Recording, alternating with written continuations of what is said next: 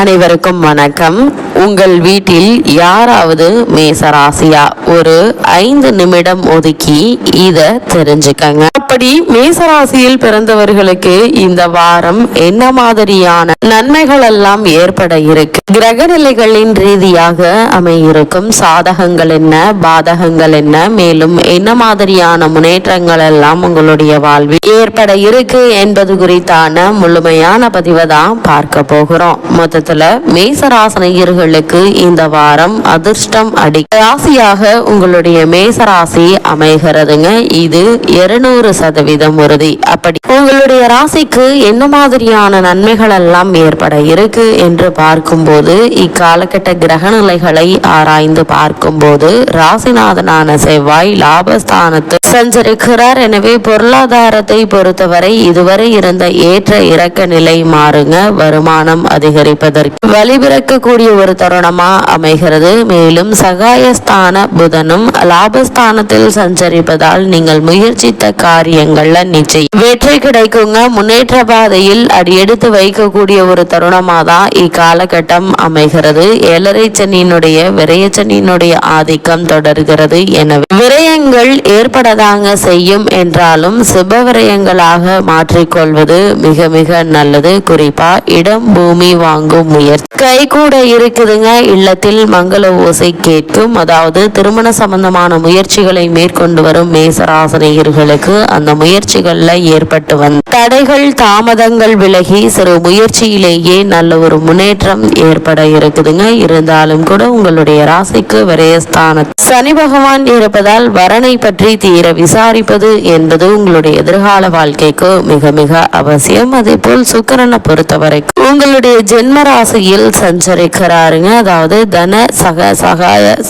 தன மற்றும் சப்தமாதிபதியானவர் சுக்கிரன். வாழ்க்கை துணை படித்து முடித்து வேலை இல்லாமல் இருந்தால் இப்போது நிச்சயம் வேலை கிடைக்க இருக்கு. வெளிநாடு செல்லும் முயற்சி கை கூட இருக்குதுங்க. வீட்டிற்கு தேவையான விலை உயர்ந்த பொருட்களை வாங்கி மகிழக்கூடிய ஒரு தருணமாக தான் இக்காலகட்டம் அமையிருக்கு. படித்து முடித்து வேலை இல்லாமல் இருந்தால் இப்போது அதற்கான வேலைக்கு முயற்சிக்கலாங்க. சிறு முயற்சியிலேயே நீங்கள் விரும்பிய வேலை, அதுவும் நல்ல ஒரு ஊதியத்துடன் வேலை உங்களுக்கு கூடிய விரைவில் கிடைக்க இருக்கு. தொடர்ந்து அதற்கான முயற்சிகளை இப்போது நீங்கள் மேற்கொள்ளலாம். வெளிநாடு செல்லும் முயற்சிகளும் கை கூட இருக்குதுங்க. இந்த வெளிநாடு சம்பந்தமான முயற்சிகள் இடைத்தரகர்களை நம்ப வேண்டாம் என்பதை கிரக நிலைகள் மீண்டும் மீண்டும் தெளிவுபடுத்துது. வீட்டிற்கு தேவையான விலை உயர்ந்த பொருட்களை வாங்கி மகிழ இருக்கீங்க. கலைத்துறையை சேர்ந்தவர்களுக்கு புதிய ஒப்பந்தங்கள் ஒன்றன் பின் ஒன்றாக வந்து சேர இருக்குதுங்க. ஒரு சிலர் வெளிநாடு சென்று அங்கு நிகழ இருக்கும் கலை நிகழ்ச்சிகள்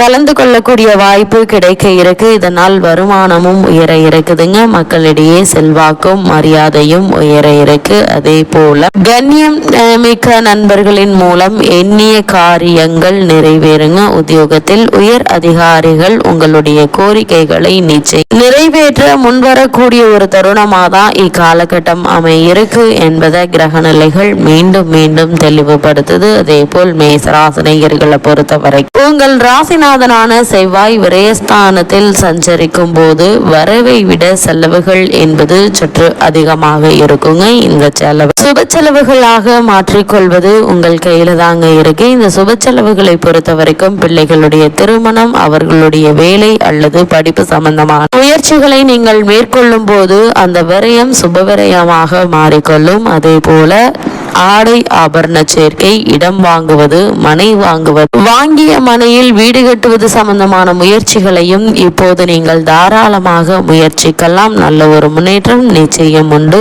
ஒரு சிலருக்கு பிறரிடம் கைமாற்று வாங்கும் சூழ்நிலை ஏற்பட இருக்குதுங்க. எதையும் திட்டமிட்டு செய்ய இயலாது. திடீர் விளையங்களால் மனக்குழப்பம் உருவாவதற்கான வாய்ப்புகள் இருக்குதுங்க. தொழில் கூட்டாளிகள் விலகலாம். இருந்தாலும் அவற்றை பற்றி கவலைப்பட வேண்டாங்க. நீங்கள் உண்டு, உங்களுடைய வேலை உண்டு என்று தொடர்ந்து முயற்சிக்கும் போது நல்ல ஒரு முன்னேற்றம் ஏற்பட இருக்கு. பிறருக்கு பொறுப்பு சொல்லி வாங்கி கொடுத்த தொகையால் ஏற்பட்டு வந்த பிரச்சனைகள் நீங்க நல்ல ஒரு முன்னேற்றம் ஏற்பட இருக்கு. புதிய வாகனங்கள் வாங்கியும் அதனால் திடீர் பழுதுகள் ஏற்பட்டு கவலை தருங்க. உத்தியோகத்தில் உயர் அதிகாரிகள் உங்களுடைய கருத்துக்களை ஏற்றுக்கொள்ள மாட்டாங்க. விருப்ப ஓய்வு பெற்றுக்கொண்டு வெளியில் வரலாமா என்ற சிந்தனையும் அதிகரிக்கக்கூடிய ஒரு தருணமாகும். இக்காலகட்டம் காலகட்டம் அமைய இருக்குதுங்க. இருந்தாலும் நீங்கள் தடாலடியாக எந்த ஒரு காரியத்தையும் மேற்கொள்ள வேண்டாம். பொறுமையாக நிதானமாக ஆழ்ந்து யோசித்து சிந்தி முடிவெடுப்பது என்பது மிக மிக அவசியம் என்பதை கிரக நிலைகள் மீண்டும் மீண்டும் தெளிவுபடுத்துது. அதே போல் மேசராசனையர்களை பொறுத்தவரை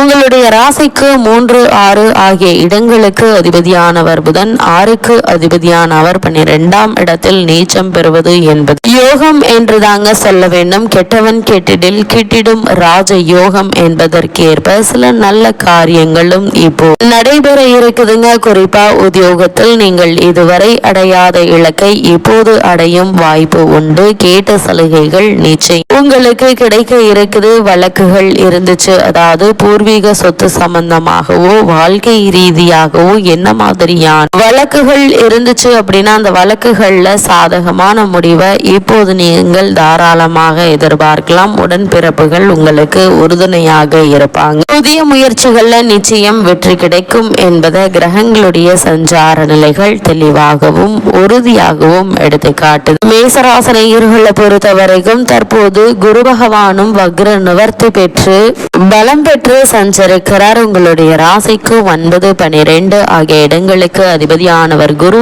எனவே பெற்றோர் வழியில் இருந்த பிரச்சனைகள் அகல இருக்கு. பிறர் போற்றும் அளவிற்கு வாழ்க்கை தரத்தை உயர்த்தி கொள்ள வேண்டும் என்று விரும்புவீங்க. அதற்கான முயற்சிகள்ல நல்ல ஒரு முன்னேற்றமும் ஏற்பட இருக்குது. அதே போல் அந்த முயற்சி இப்போது கைகூடும் என்பதால் தாராளமாக முயற்சிக்கலாங்க. சுபவிரயங்கள் ஏற்படும் நேரம் என்பதால் இல்லத்திற்கு தேவையான பொருட்களை வாங்கி மகிழ்வது என்பது நல்லதுங்க. அதே போல இந்த வாரத்தை பொறுத்த வரைக்கும் சனி மற்றும் செவ்வாயினுடைய சேர்க்கையும் ஏற்படுகிறது. அதாவது மீன ராசியில் சனியும் செவ்வாயும் இந்த வாரம் முழுவதும் சேர்ந்து சஞ்சரிக்கிறார்கள். அது அவ்வளவு நல்லதல்ல என்றாலும் கூட 2 பகை கிரகங்களும் சேரும் வீடு குருவினுடைய வீடாக இருப்பதால் பெரிய அளவில் பாதிப்புகள் ஏற்படாதுங்க. இருந்தாலும் தன்னம்பிக்கையை தளர விட வேண்டாம். தடை அகற்றும் வலிமை வழிபாட்டிற்கு உண்டு. எனவே அங்காரகன் மற்றும் மந்தனுக்குரிய சிறப்பு வழிபாடுகளை யோகபலம் பெற்ற நாளில் செய்து வந்தால் தங்கு தடைகள் தானாக விலகி நல்ல ஒரு முன்னேற்றம் நிச்சயம் ஏற்படும். அது மட்டும் இல்லாமல் மேசராசியை சேர்ந்தவர்கள் பொது வாழ்வில் உள்ளவர்களுக்கு புதிய திருப்பங்கள் ஏற்பட இருக்குதுங்க. வியாபாரம் மற்றும் தொழில் செய்பவர்களுக்கு ஏற்றம் இறக்கமும் உண்டு. உத்தியோகத்தில் உள்ளவர்கள் உயர் அதிகாரிகள் அனுசரித்து செல்வது நல்லதுங்க. கலைஞர்களுக்கு எடுத்த முயற்சியில் வெற்றி நிச்சயம் கிடைக்கும். அதே போல் மாணவியரை பொறுத்த வரைக்கும் படிப்பில் அக்கறை தேவை. இன்றைய கல்விதான் நாளை எதிர்காலம் என்பதை உணர்ந்து உங்களுடைய முழு கவனத்தையும் கல்வியில் செலுத்துவது அவசியங்க. உங்களுடைய சக நண்பர்களுடன் வெளியில் சுற்றுவது தவிர்த்து கொள்ளுங்க. ஏனென்றால் அவர்கள் செய்யக்கூடிய ஒரு சிறு தவறுக்கு நீங்கள் பலியாக கூடிய வாய்ப்புகள் இருக்கு. இதனால் உங்களுடைய பெயருக்கு அவப்பெயர் ஏற்படுவதற்கான வாய்ப்புகள் அதிகம் இருக்கு என்பதை கிரக நிலைகள் முன்கூட்டியே அறிவுறுத்தும் பட்சத்தில் அதிக கவனத்தோடு எச்சரிக்கையோடும் இருப்பது அவசியம் என்பதை கிரக நிலைகள் மீண்டும் மீண்டும் தெளிவுபடுத்துது. இக்காலகட்டத்தை பொறுத்த வரைக்கும் மேசராசியை சேர்ந்த உத்தியோகஸ்தர்களுக்கு காரணமே இல்லாமல் மறுக்கப்பட்டு வந்த பதவி உயர்வு, ஊதிய உயர்வு, உத்தியோகத்தில் கிடைக்க வேண்டிய சலுகைகள் ஆகியவற்றையும் தற்போது நீங்கள் தாராளமாக எதிர்பார்க்கலாம். நல்ல ஒரு முன்னேற்றம் நிச்சயம் உங்களுடைய வாழ்வில் ஏற்பட இருக்கு. இத்தருணங்கள்ல கிரகநிலைகளின் ரீதியாக கூறப்படும் பரிகாரம் என்ன என்று பார்க்கும்போது முருகன் வழிபாடு உங்களுடைய முன்னேற்றத்திற்கு வழிவகுக்கும் வழிபாடாக அமைகிறது. அந்த வழிபாடை நீங்கள் இப்போது தாராளமாக மேற்கொள்ளலாம்.